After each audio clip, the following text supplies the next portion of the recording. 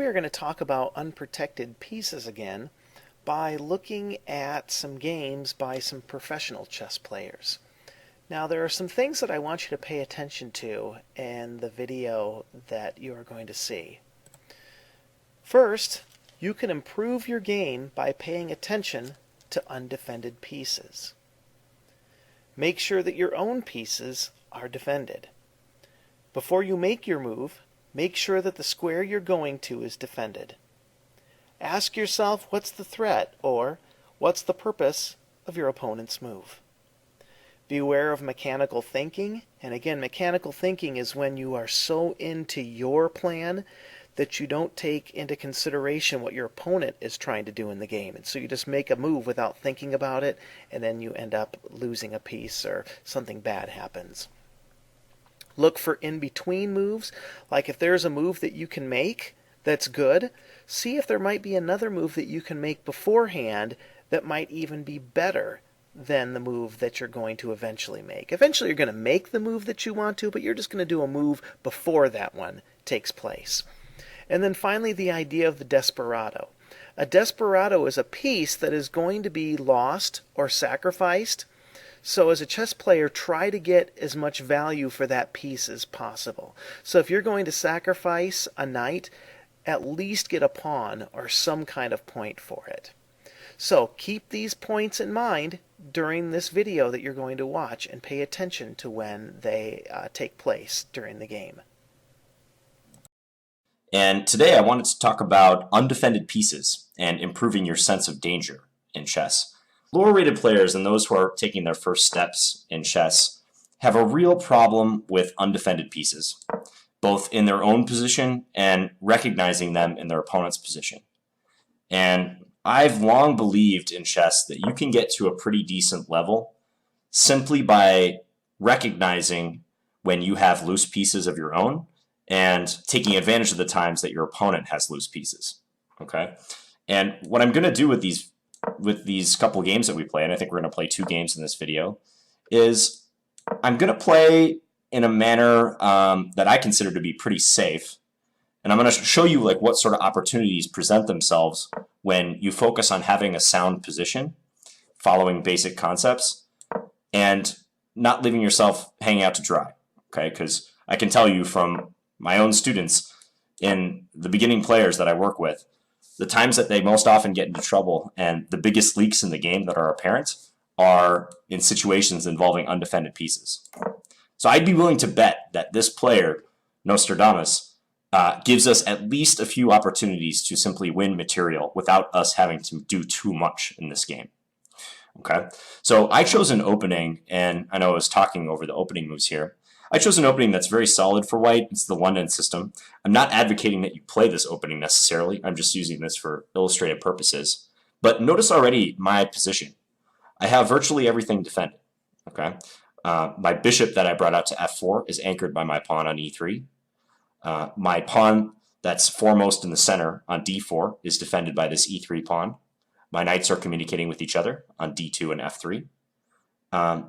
Basically, you want to get in the habit of constantly scanning your position for weaknesses. This isn't something that ideally you would do on every single move. Eventually, it will become like a subconscious thing. And that's why when you look at games of good players, it's almost like they have this sixth sense for knowing when they have something loose in their position.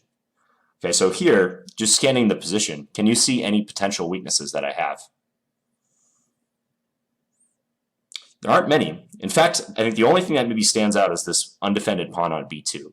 Now, I could try to push it, like let's say pawn b3, but if I'm anticipating ways he can attack this pawn, what's the only way he could do that? You can pause your video if you like.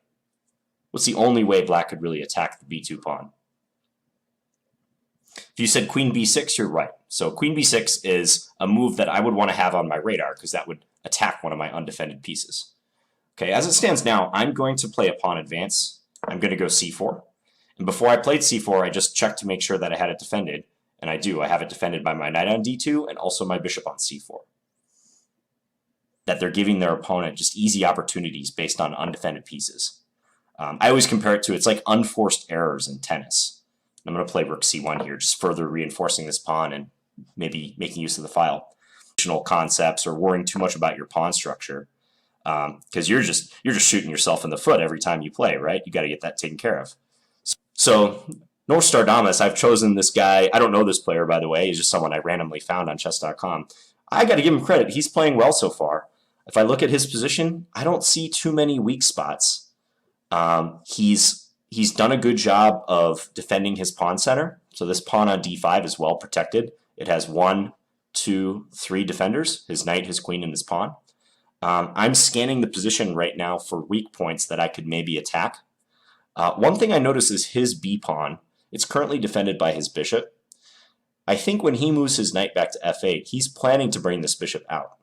So I'm actually going to play queen b3 as a way of kind of testing him and seeing how he deals with this pressure on the b7 pawn. Okay. Now, if you imagine you were black in this position, and I kind of wish I could flip the board around and play, but it's not possible.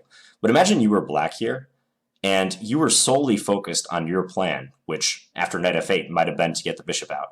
It would be so easy for you to blunder and play bishop e6 or bishop f5 in this position and just hand white the b7 pawn, right? But it's good that he's not doing that. He's playing knight h5. So he's attacking my bishop. I'm going to withdraw this bishop to h2. That's actually why I played h3 way back on move 6. Just wanted to give this bishop a little cubby hole to retreat to. Kind of latent pressure on b7. And he's played a solid move. He's played e6. Okay, that locks in the bishop further, but he's reinforcing a pawn. I'm just going to centralize. I'm going to play rook fd1. Again, there's some moves I'm playing right now that I perhaps would not normally make in a game, but I'm just trying to play in a straightforward way that kind of illustrates these concepts that I'm talking about. And like I said, this player is doing a good job of keeping everything under wraps. Okay, this move g5, let's think about this. It's a somewhat bizarre looking move. In the context of undefended pieces, what is the problem with g5? If you said that it undefends the knight on h5, you're correct. Okay, so by virtue of his last move, he's depriving his knight on h5 of a defender. So immediately when I saw that g5 move, my attention turned to that knight. Okay, because that might be a tactical opportunity for us. And in that regard, what moves would we look at? Well, I would look at moves with this knight. So the very first move I looked at was knight takes g5. Unfortunately, even though that's a discovered attack on his knight, he can take us with his queen. He can play queen takes g5. So I'm not going to play that move. I could play knight e5. I kind of like the look of that because that jumps a knight to the middle and also attacks this knight. I might want to hold that move in reserve. Another option that's very interesting is pawn to g4. That would attack his knight, and then if he were to move his knight back to f6, does anyone see an undefended piece that we could perhaps capture? And it's the pawn on g5, so I could play knight takes g5 then. Okay. Now, if I do that, this is getting kind of advanced, but imagine the game goes g4, he plays knight f6, I take on g5. Notice that even though I've won a pawn, my knight on g5 is also undefended. Okay, so that is going to be the source of a tactical operation for him. And if you guys can see that far, you're following along very well. So if I were to play knight takes g5 in that line, what would be his tactical reply? And the answer is knight takes g4.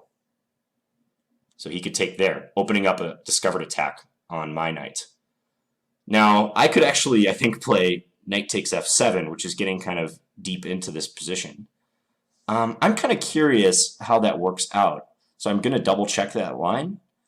And I think it does work in my favor. So you know what? I'm going to go ahead and play this g4 move and attack his knight and see how he replies. Almost certainly he'll play knight f6.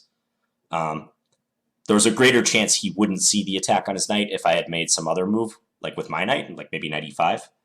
But I wonder if it's dawning on him now that the reason I'm playing g4 is in order to take that pawn on g5. Okay, so now I'll continue with my plan. You guys notice how like all of my attention shifted to this area of the board. Like a couple moves ago, I was talking about my pressure on b7, but as soon as he made that g5 move, that's got to send off alarm bells in your head. Like the knight on h5 was undefended. So that's the first thing I looked at. If I had decided that there was no way to exploit that undefended knight on h5, then I probably would have focused my attention elsewhere. Okay, so he he shows that he's kind of understanding what's going on. So he's doing a discovered attack on my knight, with the queen now hitting g5. So if I were to simply take back, he's going to take my knight. But I'm going to do this in between move.